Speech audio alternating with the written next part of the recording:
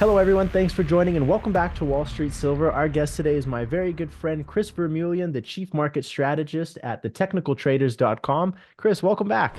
Hey, thanks for having me, Ivan. Always a pleasure. Yeah, always a pleasure having you on. Wanted to get you on to talk about all the craziness that's happening in the markets. You see in gold and silver.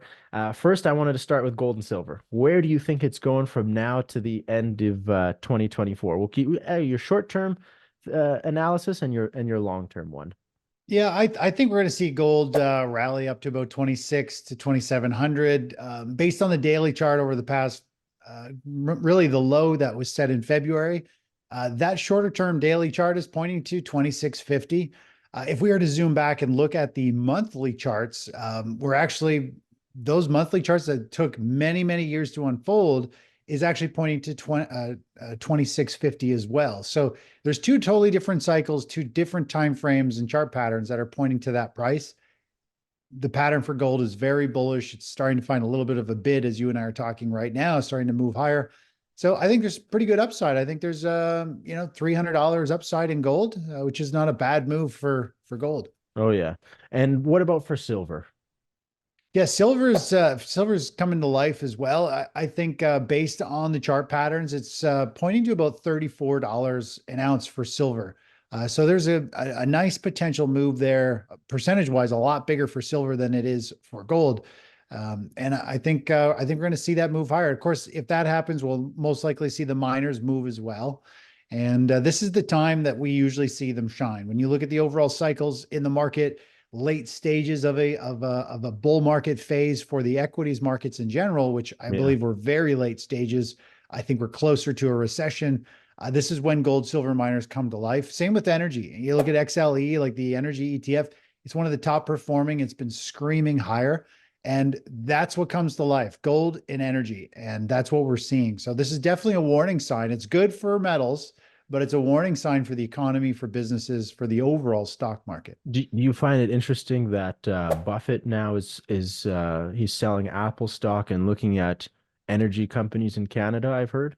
I haven't been following, but it Yeah. makes sense. I mean, I was just in across the pond in London, UK, for a huge climate and clean tech summit, and Right. the ministers and the different people speaking there, they're all talking about we have a major energy crisis on our hands, and it's only going to get worse. More so over there, simply because there's just so many people in such a small area. And the ministers are telling everybody at these events, they're up there speaking, saying, "Come to us and disrupt our energy because what we're doing now isn't going to be good for that much longer. We need to find better ways." That's So it crazy. makes really good sense that Buffett's moving into that because I think natural resources, energy, water, all these things are going to become very valuable and lots of profits, high margins. I mean, Do you think, commodities are what, like 100-year lows in relative to the stock market or the Nasdaq or yeah, technology stocks. So commodities have got a long ways to potentially rally, or technology has a long way to come down in value.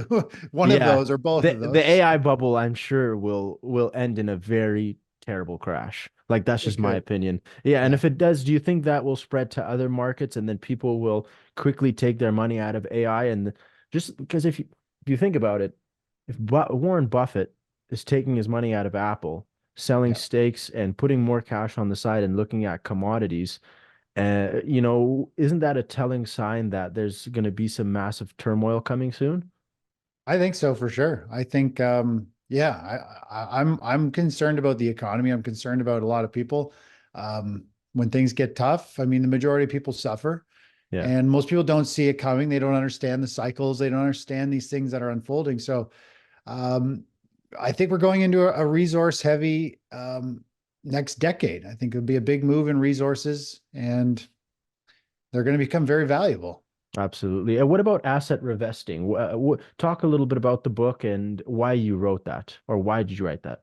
Yeah, so asset revesting, it's kind of I would say it's like a third style of investing. So you've got the buy and hold people who do nothing. They ride out these roller coasters, these cycles, and it takes a lifetime to retire because the Right. buy and hold is very low average returns, takes time to make money.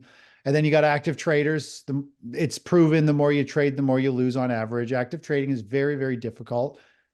So asset revesting is simply focusing on owning one asset class at a time with our portfolio. So Hmm. we either own the stock indexes, or we own bonds, or we own a currency like the US dollar index. And the general rule is we always want to be in the stock market because it's the most volatile if Right. it's trending higher. If it's not, we move to a different asset. Simply put, the stock market is like the ocean. When we're in a bull market, the tide is going up, it lifts all boats, it lifts pretty Right. much all stocks.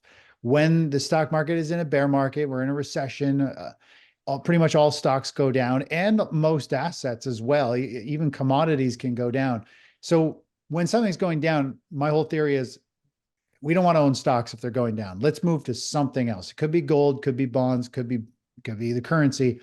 And so that's what we do, is just move our money to the strongest asset at any given time, the asset class. And as soon What's as the it shows strongest price, asset right now, in your opinion? right now, we've moved out of the market just as of about maybe 3 weeks ago or so. So we're sitting in cash right now, waiting to see if the stock market Smart. is just having a pullback and is going to start one more push maybe into November or Smart. later with the elections, or if this is going to be the start of a downward move.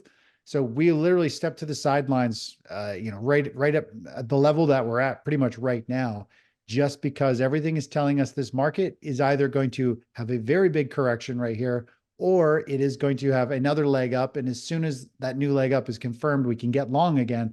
But we don't want to be holding the basket of stocks if they're going down. And what's really interesting is the SP 500, based on the chart patterns, you go back quite a ways, has just hit 100% measured move. And then Wow. we saw that big pullback last month, in the past month. So it is generally my whole thought process. If you know what the SP 500 index is doing, going up or down or sideways, then that tells us where we deploy our capital. Is it And in now equities or and something it's else? going down, correct?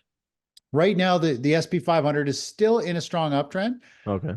from a long-term standpoint, but it's at resistance. This could be a major top. We have to wait. Where we don't want to hold at this point because I believe the markets could drop fairly significantly. What would happen to that to the S&P, let's say tomorrow, if Bank America goes is going under because of the commercial real estate, and it's all coming to they can't kick the bucket down the road? What happens to the S&P? What happens to the stock market and everything?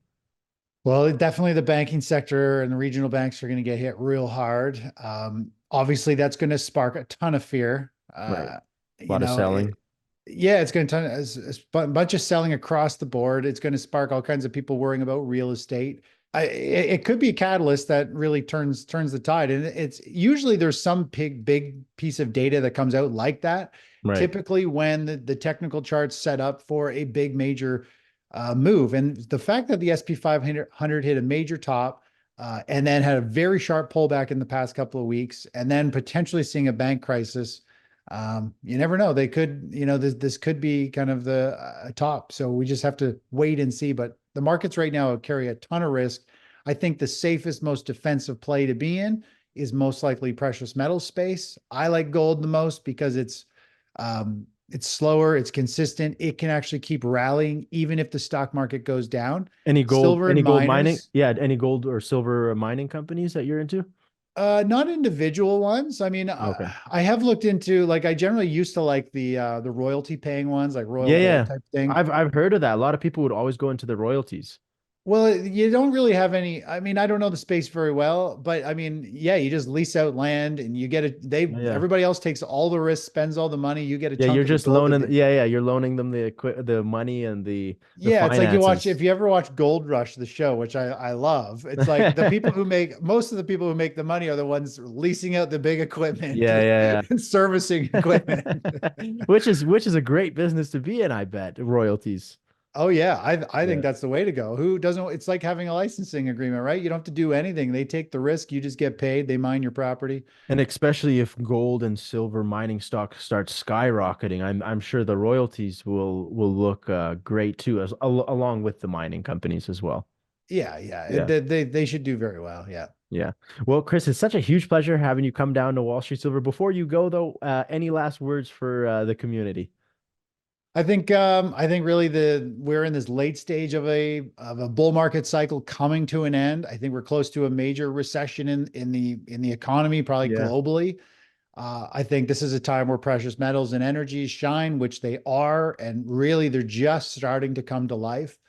And I think it's all about protecting your capital. I think the stock market, when it does turn down, it's not something you want to hold to. It could take years to recover when the market turns around. I think we're starting a multi-year correction or a multi-year downward cycle and recovery, and that's a long time to not make any money and to also watch your worth, net wealth, really drop significantly. And so yeah, protect capital, and you don't need to hold assets that are going down. There is nothing wrong with a cash position, I agree with you. and earning interest than holding and watching your money vaporize. Absolutely. Well, it's such a huge pleasure coming down to Wall Street Silver, Chris. And hopefully, as the market develop, as always, we'd love to have you back on. Sounds great. Take care, Ivan. Awesome. Talk to you soon.